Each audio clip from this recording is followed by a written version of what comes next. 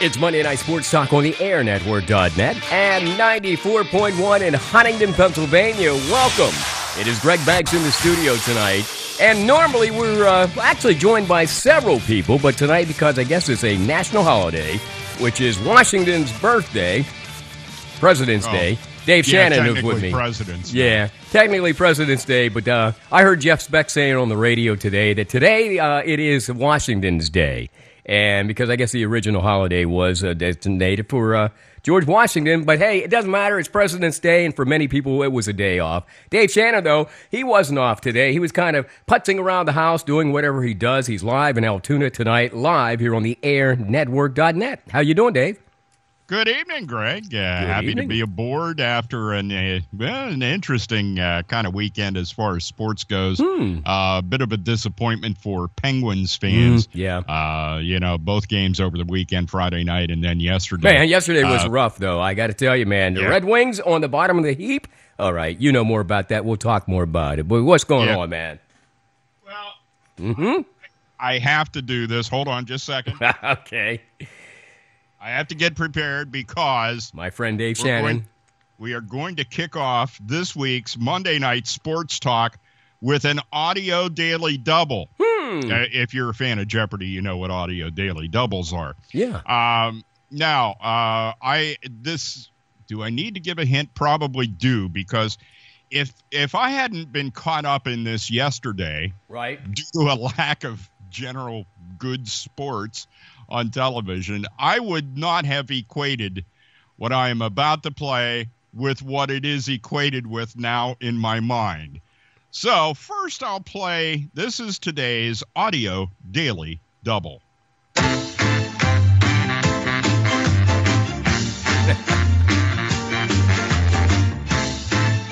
All right, I know you know what that song is, right? Right back where we started from, Maxine Nightingale. Yes, that's it. Okay, now, do you know of anything that may be associated with when it comes to sports? Not really sure. Give me a hint. Play a little more of it. Go ahead, Maxine.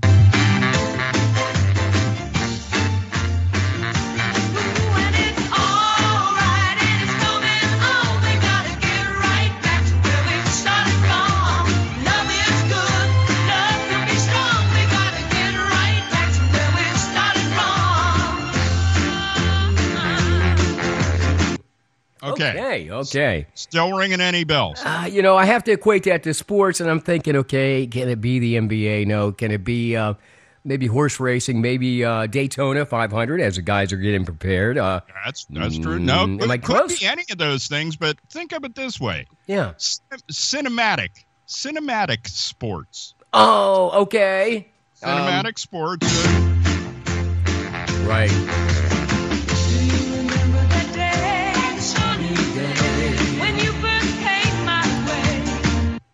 Okay. Do you remember that day, that great sunny day?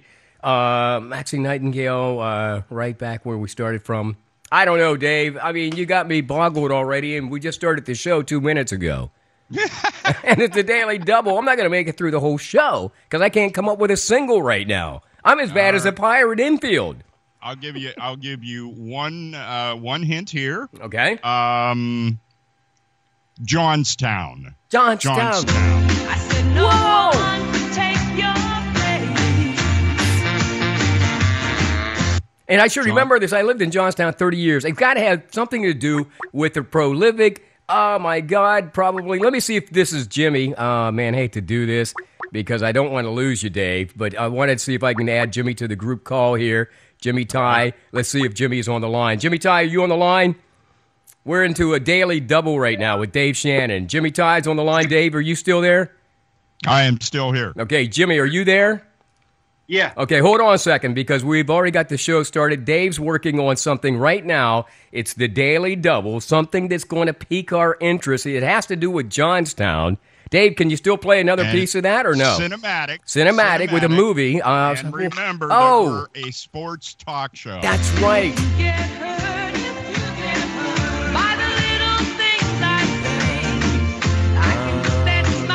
Oh, man, I think I got it, Dave. I think I have it.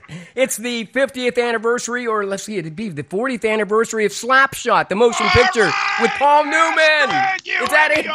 Thank you. What was the significance of that song? Was it in the movie? Yes. Oh, jeez. It's all over the stinking movie. Jimmy, do you remember that? Now, this shows my sheltered life. Oh, my goodness. As a human being. Yes. I saw this, and I've always heard everybody talk about it. I've seen clips of it. And the NHL Network yesterday did a show entitled Slapshot at 40. Oh, my goodness. 40 years ago, 77, Paul Newman and all those guys were in Johnstown with the Hanson brothers. Jimmy, you know, Steve Carlson was my neighbor. And those guys are still playing the Hanson brothers all over the country.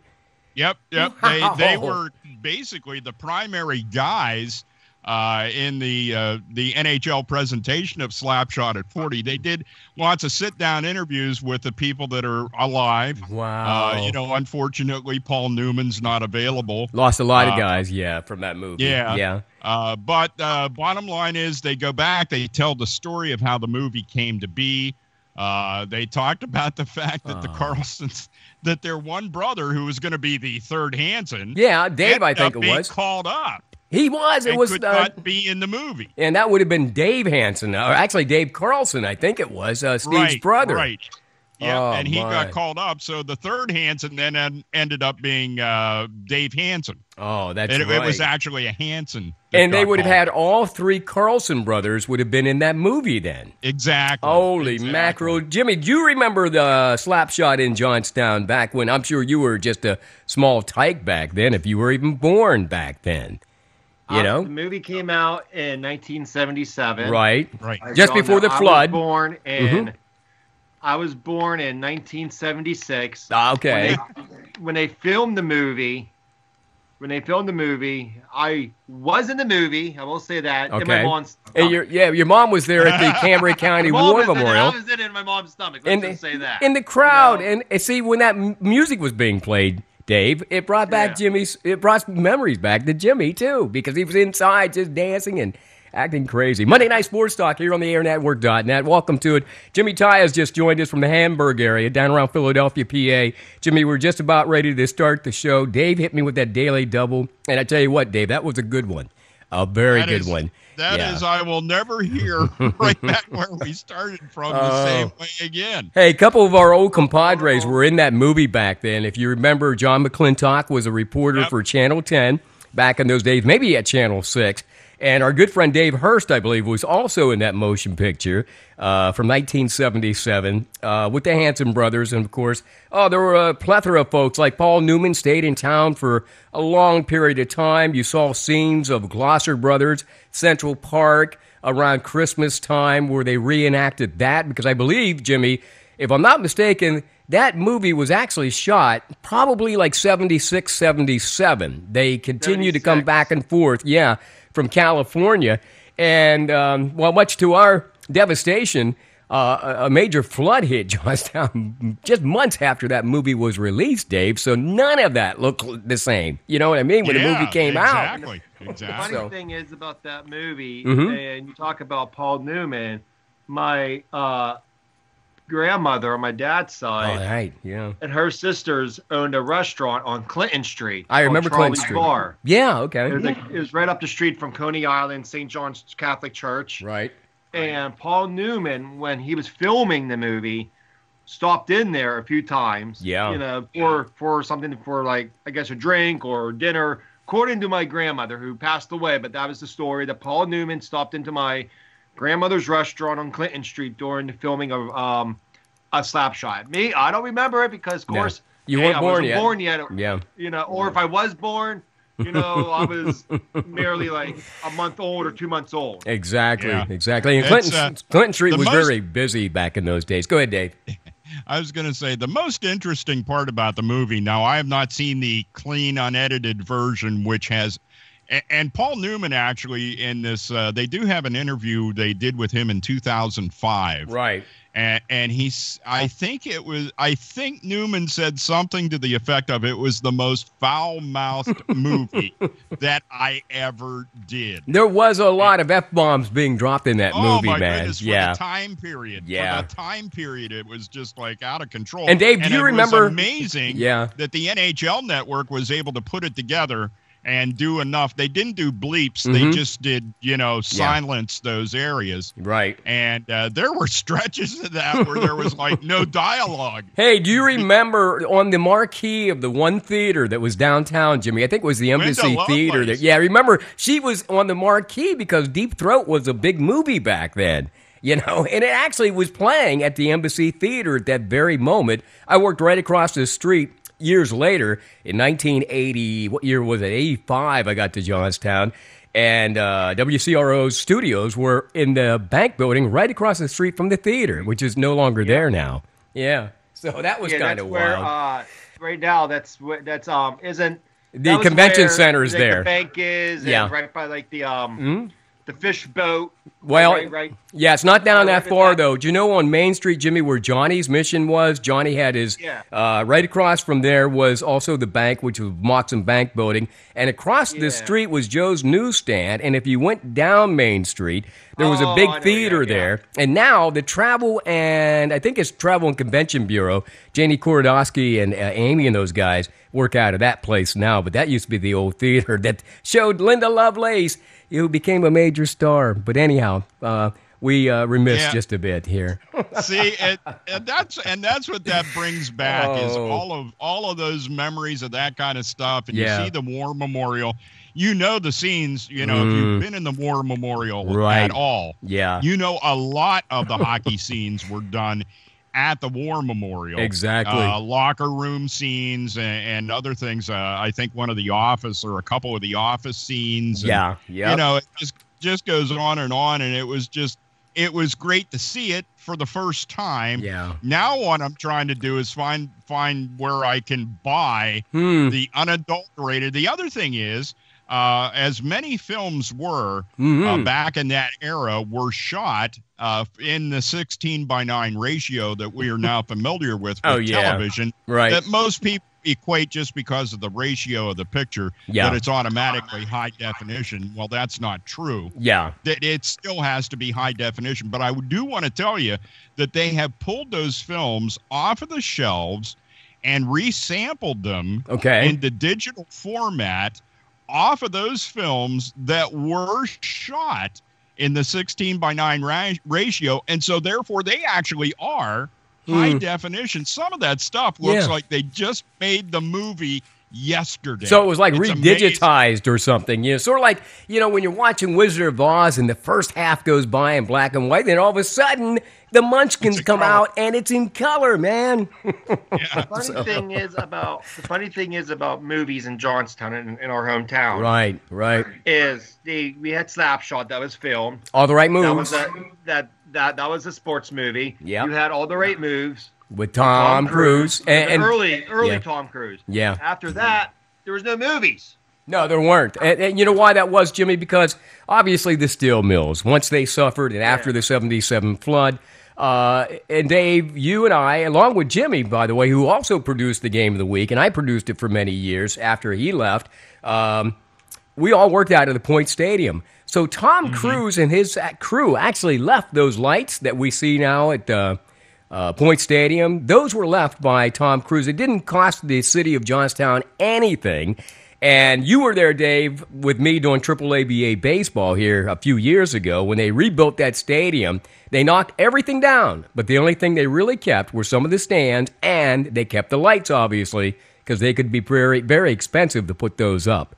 So All the Right Moves also shot in Johnstown, like Jimmy said. That was really a great time in the history of Johnstown. So I'm glad you brought that up, Dave, as we kick off Monday night edition of Monday Night Sports Talk here on the airnetwork.net. Also in Huntington tonight on Community Radio 94.1 FM. If you're joining us on the FM, by the way, give us a shout out on Facebook. Just go to the airnetwork.net page or the Air Network page and let us know you're listening in Huntington. because we're certainly glad to have you. Jimmy, did you watch any of the NBA All-Star Game or any of the events over the weekend? Sadly, I did. And it was sad, Jimmy. Jimmy, where was the defense? It was 192 to 182. What in the heck is going on in the NBA, or was it just an exhibition game? It was a street ball, and the announcers, Reggie Miller and Marv Albert, flat out said it. These are the greatest players in the world that's going to play, basically pick up basketball, like they played it on the streets, on the playground. And that's what it was. You saw Steph Curry laid down on the ground, literally, so he wouldn't get dunked on. If that was a regular season game, Steph would have went up strong to try to at least foul him. But it was just. There's a whole bunch of guys just getting along, playing basketball, street ball style. But then, the big story was Westbrook and Durant. How are they going to coexist with each other? Well, did they coexist? Because I didn't stay up to watch the game, quite frankly. Were they? Yeah, in fact, they did. Okay, Steve Kerr did put them in at the same time then. Yeah, Steve Kerr put Westbrook in because Westbrook came off the bench. He wasn't a starter. And I'm going to say maybe it was 4 or 5 minutes into Westbrook playing, Durant had the ball. He lobbed it up, threw it up to Westbrook. Westbrook dunked it. The whole West bench went crazy. Yeah, it was like old times, Oklahoma City old times. But I think they did well together. Well, did they give each other a high five or fist pump or some kind of adulation, like maybe a hug to indicate? They nodded at each other. Okay, good. And and you look at Anthony Davis playing for the Pelicans, New Orleans Pelicans. Right. They had the game in New Orleans. He represented New Orleans. He scored more points in an All-Star game. But Jimmy, Will Chamberlain's record. Don't you ever, let me just say this to him, Dave, while I have a second. Don't you ever say Anthony Davis's name in the same sentence as Wilt Chamberlain. You know why? I'm telling. Go ahead. It does, Jimmy. That was all conspired. They talked about that, I'm sure, in the locker room, because Anthony Davis won the MVP. It was his hometown, Dave. Do you understand where I'm coming from? Absolutely. Pros talk about that. Kind of a similar thing happened last year in the NHL All-Star Game. Oh yeah, what was that guy's name? I totally forget he was at this point. He's not playing in the NHL right now. He was sent down to minor leagues last year, too, and he ended up winning the MVP. He got sent down by Arizona, and they brought him back up and threw him in his Coyotes, gear and whatever, and he ended up being the MVP of the NHL All-Star Game. And I think that was kind of, there's a... and just real quick, silent code. There's a tepid relationship between the Players Association and Gary Bettman, the commissioner of the NHL. And believe me, that was a combination of the Players Association saying to both the ownership groups and the commissioner of the NHL, screw you. Yeah, we'll show you. We'll bring this guy named, and I have no idea what his name was because he was down in the minors playing while they pulled him up for the All-Star game. And for him to become the MVP of that game last year, it was incredible, just like Anthony Davis. Jimmy, I understand. Now, how many points did he score altogether last night to beat Wilt's record? I'm sorry I cut you off there. Oh, I don't know. It was like 130 or something. I shut it off around the third quarter because I couldn't handle it anymore. I'm a basketball fan, but it was just too crazy for me. Well, let me ask you, and we're not going to belabor the point, Dave. It's Monday Night Sports Talk here on the airnetwork.net, joining the folks at Community Radio FM 94.1. I'll get that straight, but we're going to be moving forward with those folks. We'll tell you more about that in our relationship as we bring you Bearcat Sports right here on the airnetwork.net. But let me ask you, in that dunk contest with the drone, okay, the cat couldn't even he had this drone, Dave, if you can imagine, in the arena, dropped the ball, it bounced off the ground, and then he would go up and try to dunk it. Well, there were like all these failed attempts. It's like, dude, it's going to hit the ground. It would have been really cool if he'd have been running and the drone would drop the ball into his hands and he would dunk it. See, that would have been significant. We all would have been talking about that today. That would have made every highlight reel. However, it was just insidious the way it worked out. The ball would bounce, he would go after the ball, and then couldn't dunk it. It's like, come on, the man. thing about that dunk, that was Aaron Gordon of the Orlando Magic. And the thing about that dunk contest, like back in the day, whenever I was a teenager, Right. my friends and I would want to watch the dunk contest because we would want to watch Jordan versus Dominique. Oh, yeah. Or Sean Kemp, Mm-hmm. versus Jordan or whoever, you know what I mean? Right. And they would use props. Yeah. Yep. They weren't jumping over the very cars first or dunker anything. that went out there was DeAndre Jordan. What Okay. does he do? He brings out DJ Khaled, who doesn't even know. Whenever they did like the music stuff, whatever. Yeah. At the beginning. Games in New Orleans. Am I right? Yeah, He it was in kept New on Orleans. Saying, Miami, do you hear me? Miami, we're in the house. Well, maybe- Miami. I'm thinking, dude. So, anyways, He forgot where he was, Jimmy. he forgot where he was. Yeah. So DeAndre Jordan jumps over Right. DJ Khaled, dunks the ball. This DJ Khaled, who I guess he's famous or something, is taking a Snapchat video of it. Yeah. And then like the next guy, he goes up. Let me line up a couple people. I can jump over them. Or the drone. It's Right. not the dunk contest. Really was terrible this year, Yeah. and they should go back. The NBA should go back to the way that it used to be. No, use one prop. Everything else, no props, just all jumping and dunking, whatever. Like just like the back in the day of Jordan and Dominique. Right. But the best thing about that whole All-Star weekend, in my opinion, was the 3-point contest. Okay. Yeah, because that was I really splendid enjoyed from what watching I heard. I really enjoyed watching that 3-point contest, because everybody's like, oh, Klay Thompson, he's going to run away with it. Instead, it was Eric Gordon of the Houston Rockets who came away with 24 points to win the game. To win it. So. Right. That's our guy, Jimmy Ty from Hamburg, PA, down around Philadelphia. Dave Shannon, by the way, joining us live tonight from Altoona. It's Monday Night Sports Talk. Greg Banks in the studio. We just wanted to touch briefly on the NBA. Little knowledge Yes, sir. Greg. Okay. John Scott was the NHL All-Star Game John MVP. Scott. Okay. John Scott. Who is no longer in the NHL. Matter of fact, he wasn't even there whenever he was selected as the MVP of the All-Star Game last year, right? Exactly. Okay. He was selected by the fans in the building and then, got sent down. Yeah. And the plan was not to include him. And then there was an uproar and John Scott showed up and, his fellow members of the NHL said, we're going to make you the MVP of the All-Star Game to boot. And that was so cool. Hey, it's Monday Night Sports Talk. Yeah, or retired or now in the semi-pros or something down there playing in some league and wherever he is. But let me ask you, staying on basketball, let's get away from the NBA from last night. That was just bizarre with a contest that goes 192 to 182. Obviously, no defense there. But let me ask you this. Mark Gottfried of North Carolina State, the basketball coach, Dave, was fired mid-season last week. John Calipari of Kentucky goes on TV over the weekend, and he says, nobody should be fired mid-season. If that coach is fired, Calipari says, knowing that he would never be fired, but he said, if they ever fire me mid-season, I want $3 million. Okay. What's your feeling on that? And then I'll ask Jimmy, because here you're getting paid millions already, dude. Okay? And these students are getting paid. How much do they get paid? I mean, I know they get the education, Zip. but what do they get? Zip. Zippo. And any one of those Nothing. coaches could leave tomorrow after bringing in those recruits. And don't tell me that they don't get a payout, and sometimes they must have to pay out the university. But do you give Calipari any credit for bringing that kind of nonsense up because one of his cohorts got fired down at North Carolina mid-season? The thing about it. These are millionaires, Dave. Yeah. No, I get that. Here's the thing. There tends to be a fraternity.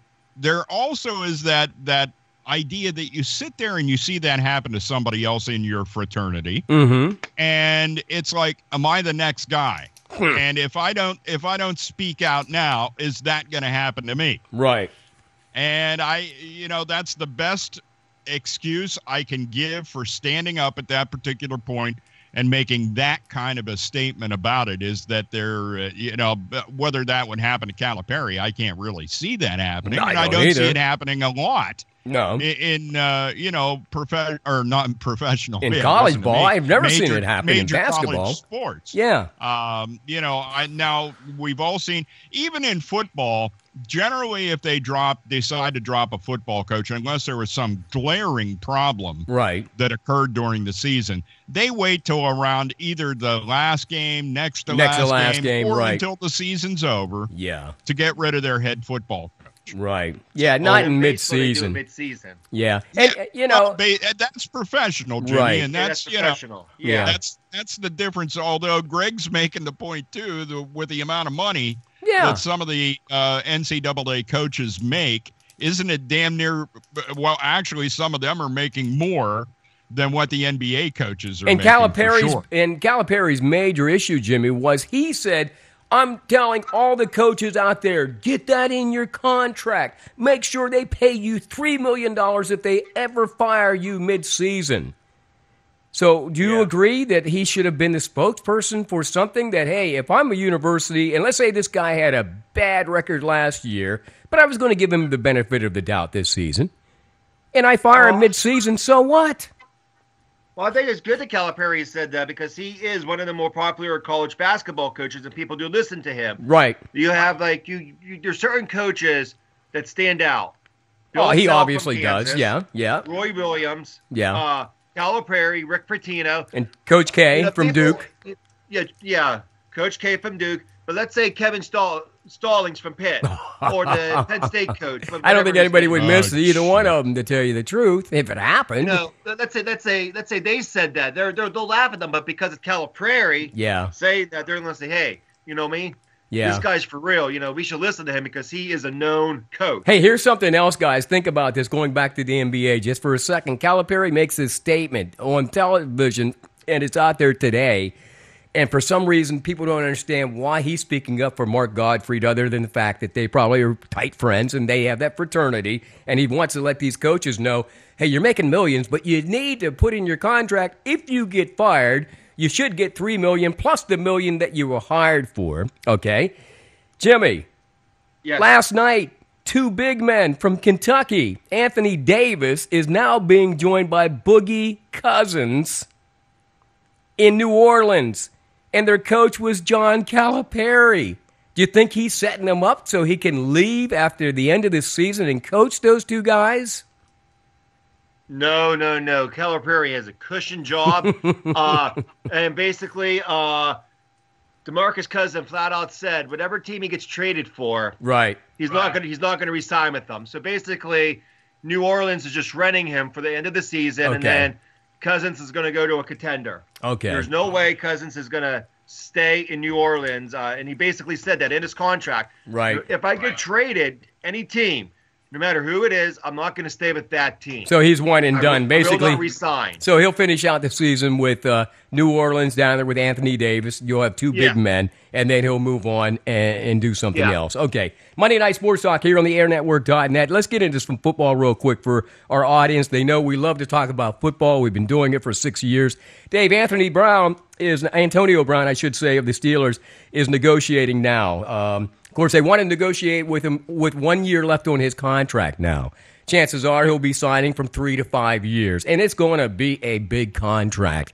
Do you think that the Steelers are doing this to sort of like offset some of the antics that occurred this past season, or do you think they just want to kind of seal this guy up and say, well, listen, we want him to retire as a Steeler, and then we'll move from there? Because all of a sudden this came out of nowhere in the last week or two. I'm not really sure, Greg, that I roll all my eggs into that particular basket. Not with Bryant coming back, no.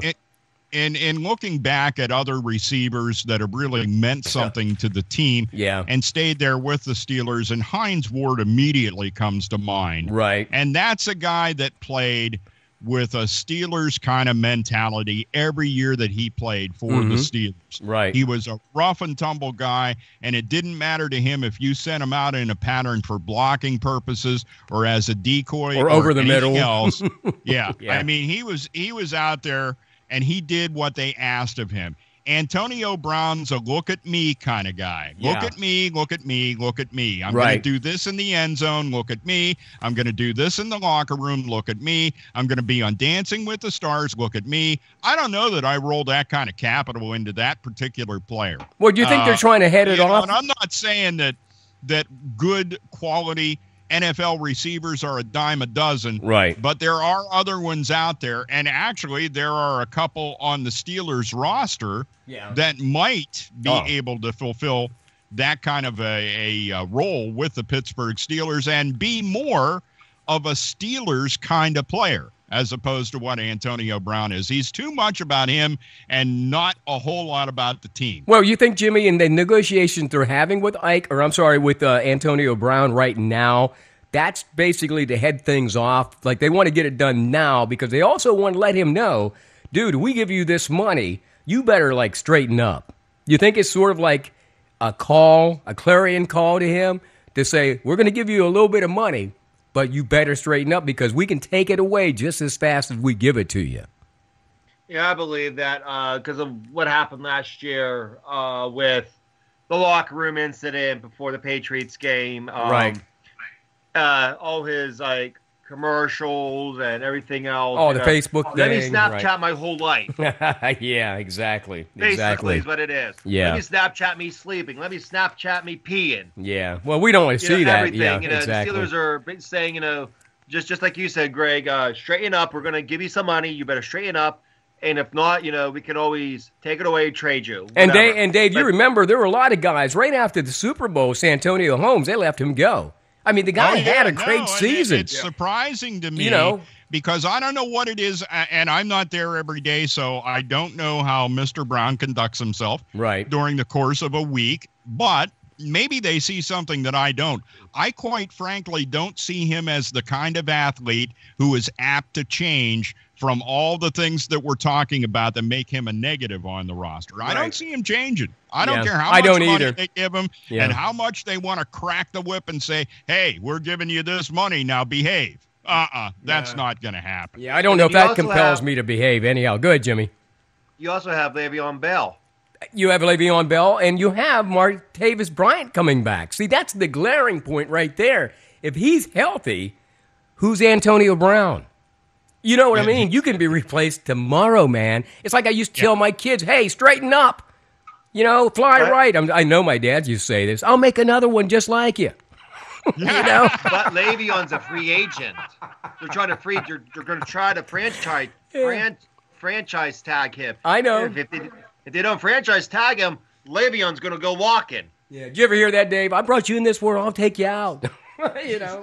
Ship up or shape out. I could make another one just I made stuff up, and my kids would laugh because they'd be like, Dad, you just said ship up or shape out. I said, well, you know what I mean.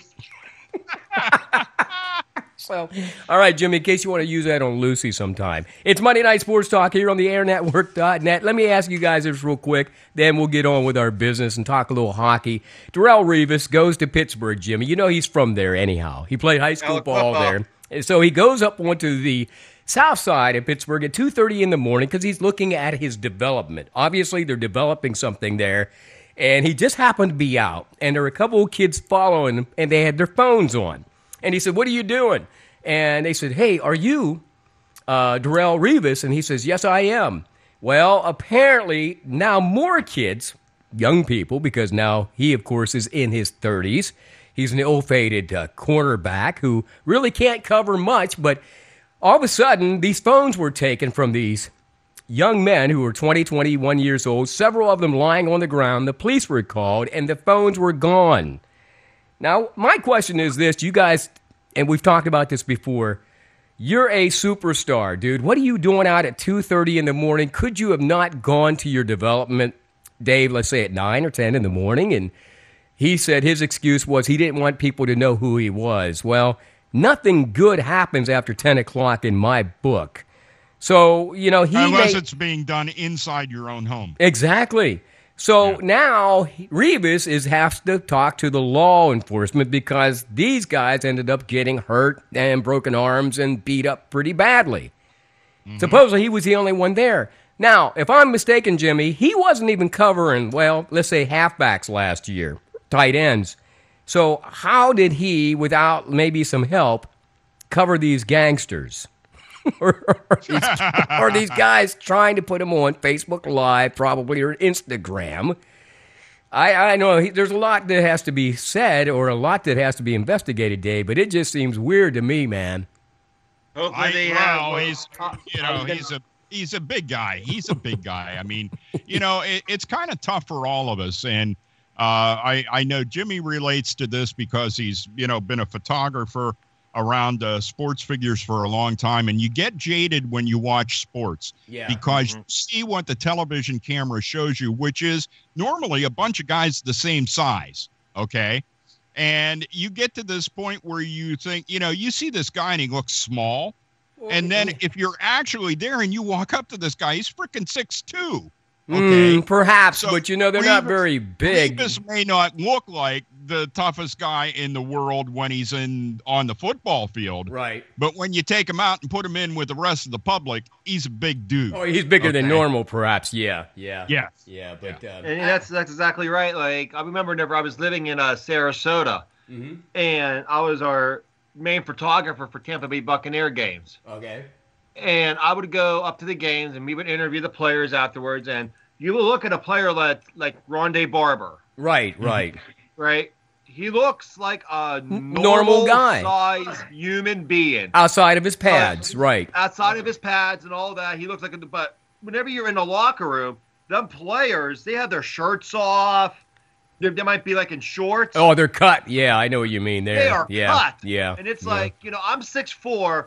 I'm 6'4", and I look at them and I'm like, I'm not going to mess with these guys. Heck no. Rondé Barber, I'm going to be taller than Rondé Barber. Yeah.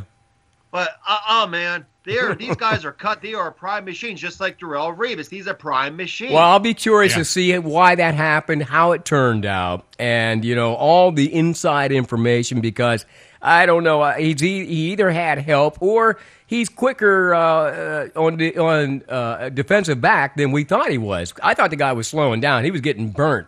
He was getting burnt all season long. And so if those guys would just maybe lateral their phones, they could have probably gotten away, I'm thinking, Dave. Well, here's the thing. It's like we may see him as Chuck Norris 2017. Yeah. But compared to the average populace, he's Chuck Norris 1982. Yeah, there you go. Yeah. So anyhow, that's just the way to look at it. I honest to goodness, I think a guy like that, and hearing Jimmy talk about, his experience in the locker room, those are guys that can take out four normal human beings without much of a thought. Yeah, we have some pretty tough guys in Huntington, though. I don't know if they could. Well, I guess but we're not as fast. I'm pretty fast. I was at one time. I could probably. A story over the summertime about Marquise Colston, how he came up. How he came up Harrisburg, to PA, and came to Huntington and visited us for Juneteenth, and just looked like a normal. Looked like a normal guy to me. He wasn't real big or anything. He was kind of tall, maybe your size, Jimmy.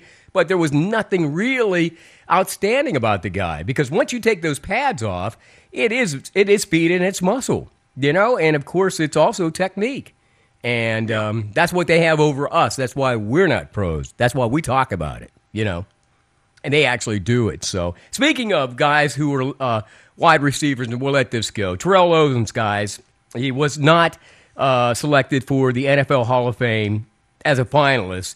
What are his real chances in this day and age? You think the writers have it out for him, Dave, and then Jimmy? Terrell Owens, because there's some other players, I got to be quite honest, Alan Faneca from the Steelers was up for it. What was the kicker's name out of Atlanta, Jimmy? The guy He made the Hall of Fame. Okay, he made it, whereas Terrell Owens, he had some pretty impressive numbers, Dave, when you think about it. Oh, yeah. Are they hating on him or what? The things when you look at the Hall of Fame and you look at what's going on with Pete Rose. Pete Rose did something that, is against just about everything that you want to stand for as a professional athlete when you go down that gambling road. Right. And then you look at the guys that were taking performance-enhancing drugs.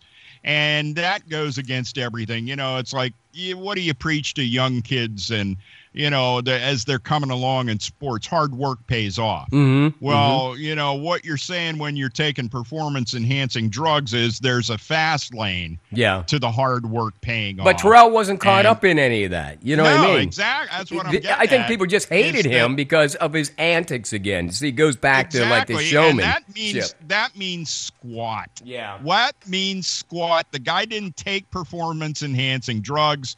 He put up big numbers because he was very good at what he did. Right. I don't care if you like his antics or not. Mm-hmm. Yeah. He should be there. He should be there. Okay, I was just wondering, what do you think, Jimmy? Go ahead. He also said that because, my opinion is, I agree, he should be in the Hall of Fame, but he burned a lot of bridges in the NFL. Yeah.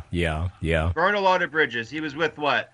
The Cowboys, the Eagles, the Niners, Mm-hmm.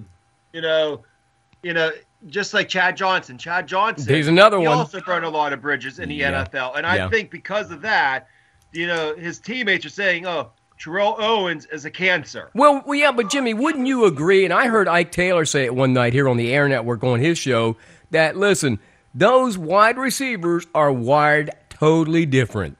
He said those guys are wired totally different. Think about what you just said, Chad Johnson. What was his name? Ocho Cinco. What was the other guy's name that played for Cincinnati back in the day? He was on ESPN there for a while. Was it Chris? Chris Collinsworth? No, I'm trying to think of who it was.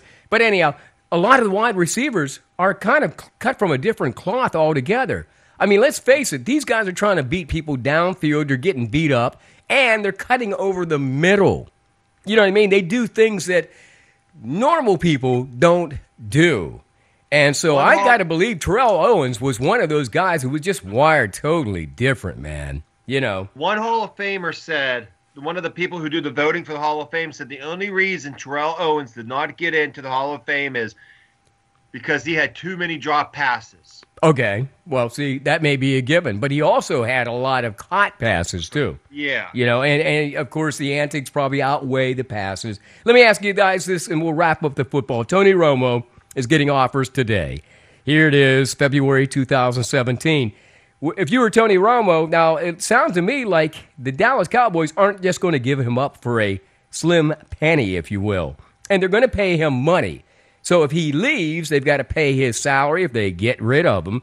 What about just being a backup quarterback, Jimmy? Do you think he'll just be happy with that and get on with his life and his career? Or do you think he'll change teams?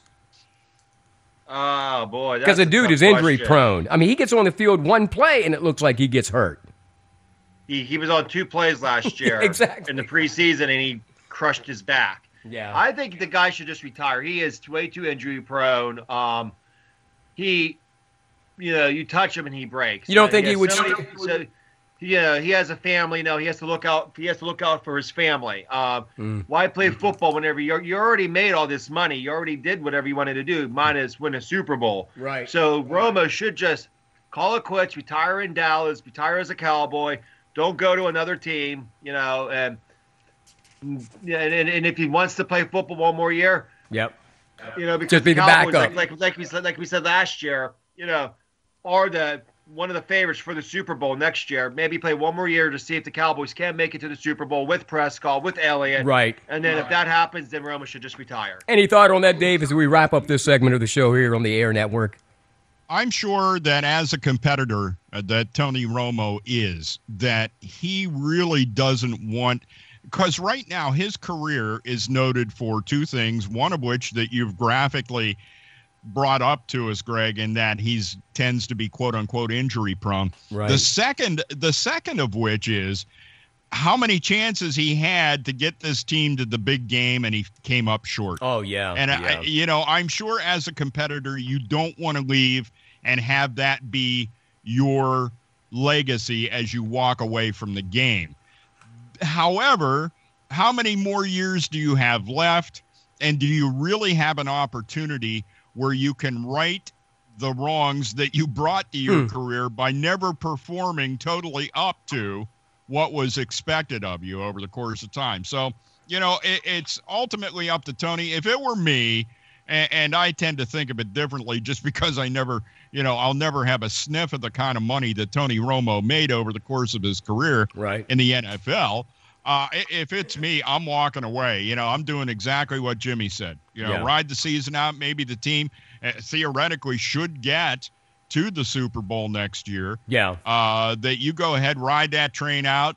Maybe you get to, share in a Super Bowl with the Dallas Cowboys and say, see ya. I'm out of here, yeah. I think Jones, by the way, would pay him the $18 million he's worth next year to ride the pines and be done with it because, again, there's that allegiance and that, of course, loyalty. And I do believe that's what's going to happen next year. We'll see how things pan out. Meanwhile, it's Monday Night Sports Talk here on the airnetwork.net, joined by Dave Shannon of Altoona this evening. Also, Jimmy Ty from Hamburg, down around Philadelphia. Coming up, we'll talk about the Penguins, talk about Penn State, talk about Huntington Bearcats, and a whole lot more. Stick around. We've got more coming up next on the airnetwork.net and Huntington Community FM. That's FM 94.1. It's a brand new year, so starting it off right by shedding those pounds and living a healthy lifestyle. Call Dr. Michael Simone at Simone Family Chiropractic and Weight Loss at 613 Washington Street, downtown Huntington, for a proven safe way to shed those extra pounds. Dr. Simone utilizes the doctor-supervised Chiro Thin weight loss program that helps you lose significant weight without exercise, expensive prepackaged foods, or diet shakes. It's real food with real results. Try the Chiro Thin plan on your way to a healthier you by calling Dr. Simone for a free consultation. Call 643-2616 for a happier you. Call Austin Smith Heating and Plumbing for affordable heating, plumbing, and drain cleaning services in Huntington. Count on 12 years of insured excellent service when it comes to heating, plumbing, ventilation, and drain cleaning. Call Austin Smith Heating and Plumbing, available evenings and weekends at an affordable rate. Call 814-506-5128. That's 506-5128 for Austin Smith Heating and Plumbing in Huntington. Brenneman's Meat Markets are celebrating nearly 70 years in providing Huntington County with quality USDA-approved processed pork, chicken, and beef products. Brenneman's has 2 locations in the county where the tradition of the finest meats are found in the region. Stop by Brenneman's Huntington weekdays from 8 to 6, Saturdays 8 to 3. Mount Union, open 9 to 5 weekdays and 9 to 2 on Saturdays. Choose specials of $10 to $50 meat packs containing your favorite meats. Or stop by and ask about our select custom cuts, prepared and packaged while you wait. Brenneman's Meat Markets in Huntington and Mount Union. Call our office at 814-643-2751 for specials and more information. Grab the Big Kahuna, the 24-square cut pizza with your choice of one topping for only $19.99. Now at All American Pizza and Subs at 612 Washington Street, downtown Huntington. All American Pizza and Subs has delivery, and they're the home of great pizza, subs, salad, wings, and more for lunch, dinner, or a late-night snack. Call All American Pizza and Subs right now at 643-0222. Closed Mondays. All American Pizza and Subs. Like us on Facebook. It's Monday Night Sports Talk on the airnetwork.net, being joined tonight by Community FM Radio in Huntington. That's 94.1. That's the station that's coming to you with local talk shows very shortly. Music, local events like Mayfest coming up live this year. Also, the Pride Telethon. We'll tell you more about that. Meanwhile, tonight we've got Dave Shannon live in Altoona. Jimmy Ty in Hamburg, PA. That's near Philadelphia. Dave, the Penguins, rough weekend, man. That's all I can say at this point. But they're still looking good. But the Red Wings, come on, man.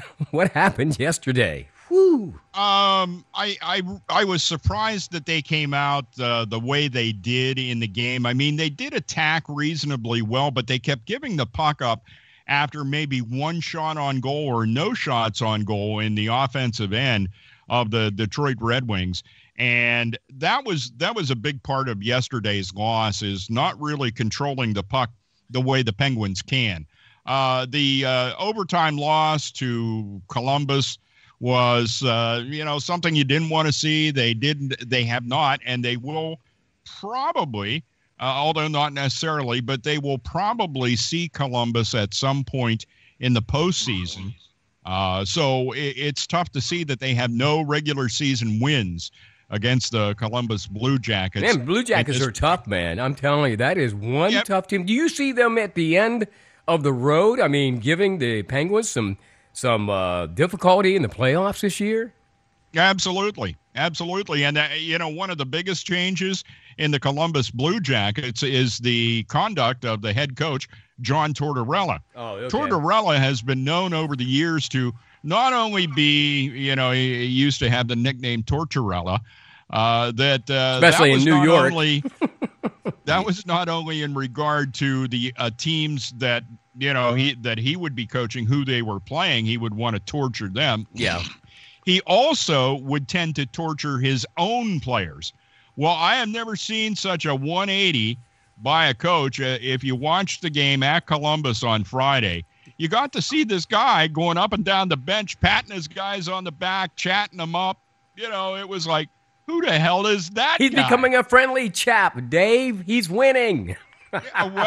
Maybe that's it, but I think he found out that sometimes, as the old phrase goes, It's easier to draw bees with honey than it is with vinegar, and I think he's adopted the honey theory as far as that goes. No, I see Columbus being a potential problem for the Penguins. Right. The other thing is you got to remember the Penguins aren't fully back to full strength, and they won't be now probably into the playoffs because Ole Mata in that game ended up going down and ended up having his hand injured, and he's done. Yeah.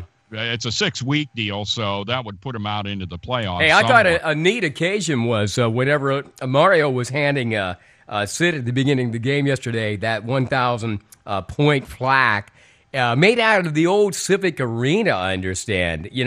That really nice thing that he can put up on his mantle. Now, having said that, man, Sid is just like, come on, man. We're living in an era when, Dave, we saw two fabulous hockey players like over the last couple of decades, Mario first, and then his protege, a kid that actually lived with him for a while as he was coming up through the early years of the NHL, Sid Crosby, man. That's got to be like, I'm living in heaven when I see that. Oh, and that, believe me, that comes to mind a lot when I watch the Penguins and realize the number of years that I went through. I mean, hell, I was at the Civic Arena, and not only was I at the Civic Arena, I was at the Civic Arena when the Pittsburgh Penguins wore blue and white as their primary uniform. And Dave, you're probably sitting on that beam that he got yesterday in that plaque. No, just kidding. You'd Not have been necessarily, on the but roof. I was inside the building that beam was part of. Yeah. And Hey, let me get Jimmy. It's amazing. Yeah. Hopefully fans appreciate how lucky they are to have a team in the Pittsburgh Penguins. And we are so fortunate. So fortunate. Yeah. But let me get Jimmy in here real quick. Jimmy, coming up this weekend, we're going to invite your boys from down around Philadelphia up to our park. I mean, we want to take you guys outside and just see how big, bad bullies you are in the stadium game. I mean, I'm excited about it, Dave, on Saturday. I mean, I'm going to plan my whole weekend around that. Like, I'm turning off the phones. I'm not letting any of my cousins in my house drinking my beer. I mean, none of that stuff is going to happen this weekend because they don't understand hockey. But, Jimmy, are you going to be watching that stadium matchup between the Flyers and the Penguins on Saturday, man? Welcome to our world, dude. Yes, I will be watching it if I don't have to work this at all. Yeah. But all I'm going to say is good luck, Philadelphia. Let's go, Pens. Yeah, that's not going to happen. You can give them all the luck you want, but I got to believe because it happens, what, Dave? Once a year we get a chance to play outside, and we're going to be home this weekend, what, at Heinz Field? That's going to be incredible. Dave, why couldn't we get – you know what? Tom Callahan used the Air Network's name last year to get those tickets for the Stanley Cup. We ought to be able to use our name this year. You and I could go out to that on Saturday. What do you think? Let's try. Is this sold out? What we can pull off. You think it's sold out? How about me? No. Well, Jimmy, you're going to be working. They were running ads during the game yesterday that tickets were still available for Really? $86. $86. Hey. Starting at $86. Now, what that means is you're in the nosebleeds at Heinz Field to watch the game, but you're there. Well, what makes me upset is last year Callahan calls me from somewhere, and he's getting ready to go to, and he's feeding like at the trough, at PPG, and then he says, I said, how'd you get in there? He goes, well, I used your name. I said, what? He said, remember 5 years ago I went out to Vegas to the NHL, like they do that dinner out there every year with the award ceremonies. The awards, and he said, and you called him, gave him your name. He says, you're still listed, dude. I'm like, oh, man, Dave and I should be there. And Jimmy. Well, all right, Jimmy, so if we can bring you in, we'll bring you in. But I'm just saying, Callahan, I know if you're listening, man, hey, all bets are off this year. Don't be using our name. Dave and I are going. You know, Dave, if I can work that out this weekend, I will, man. But anyhow, listen, what's the lineup look like this week for the Penguins as we move forward to Saturday, Dave? After having a very busy 4-game week last week, continuing through yesterday, they only have 2 games coming up this week. They play tomorrow night at Carolina and take on the Hurricanes at 7 o'clock. And then, of course, the Stadium Series game coming up Saturday night, 8 o'clock. And that's on the big NBC. That's not on NBCSN. That's on the big NBC. I call it the real NBC. It's like none of this jerky stuff. It's sort of like ESPN. They keep some of their good stuff and then put the rest of the crap on ABC. Well, NBC is not like that. They're like, no, this is big. We're putting this on the big network. You know, we're putting on our big boy pants. So that'll be cool. It'll be seen worldwide. And I'll be interested in seeing that game. And, of course, the Penguins as we follow them throughout the entire season. Just a few moments ago here on the airnetwork.net, it's Monday Night Sports Talk. We do it every Monday night. Chad States, again, couldn't be with us. We hope he's feeling better, Chad. Of course, he does Huntington wrestling.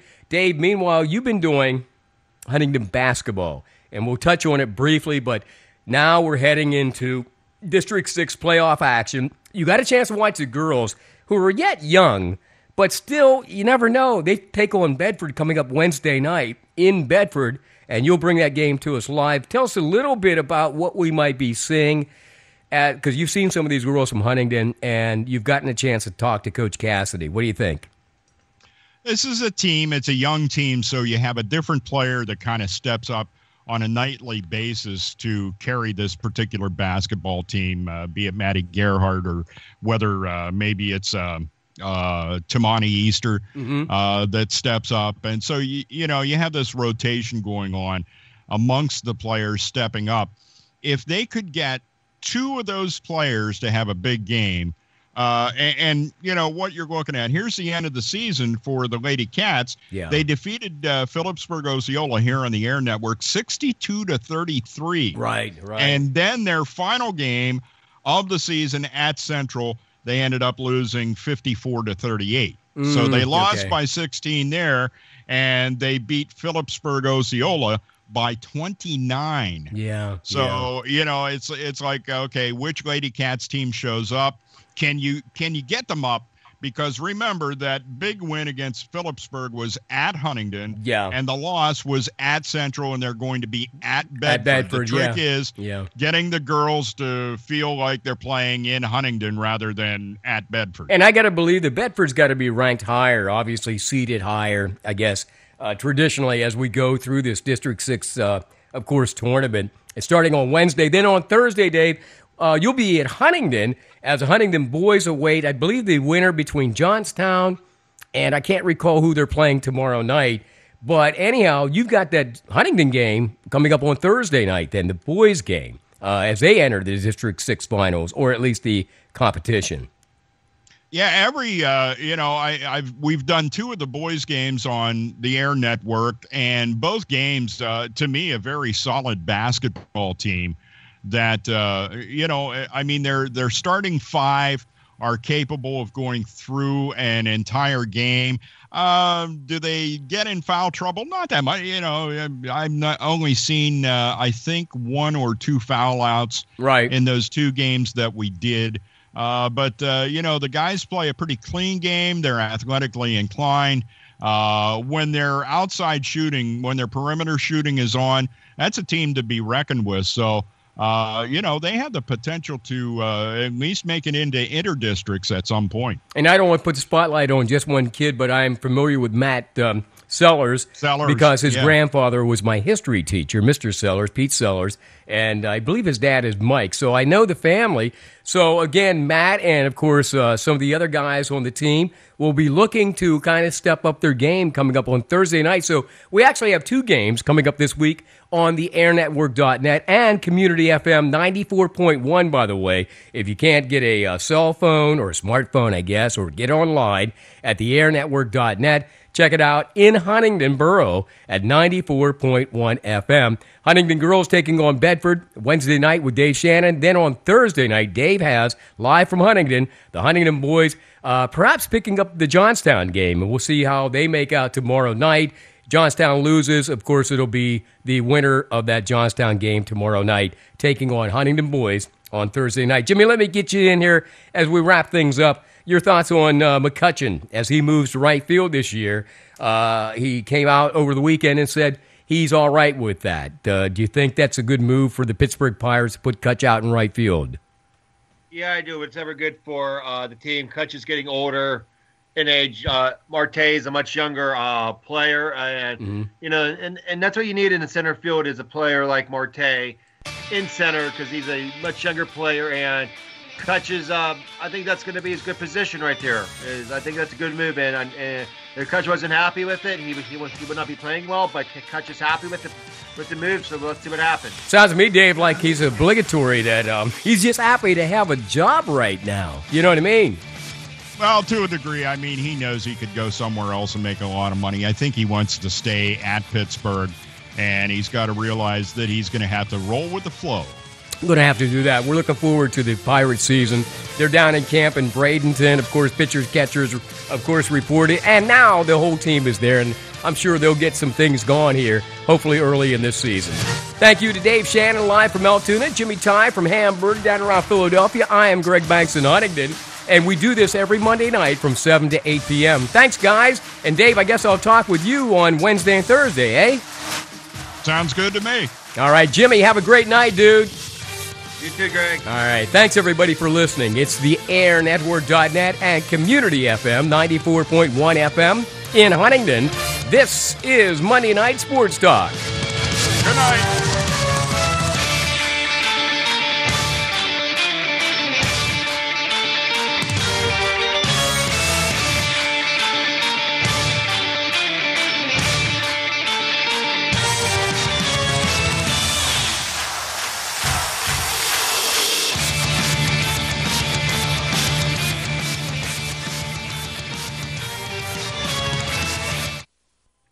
Okay, and we are out, gentlemen. Good job. I didn't think we were going to make it, guys. I guess we had more than enough to talk about.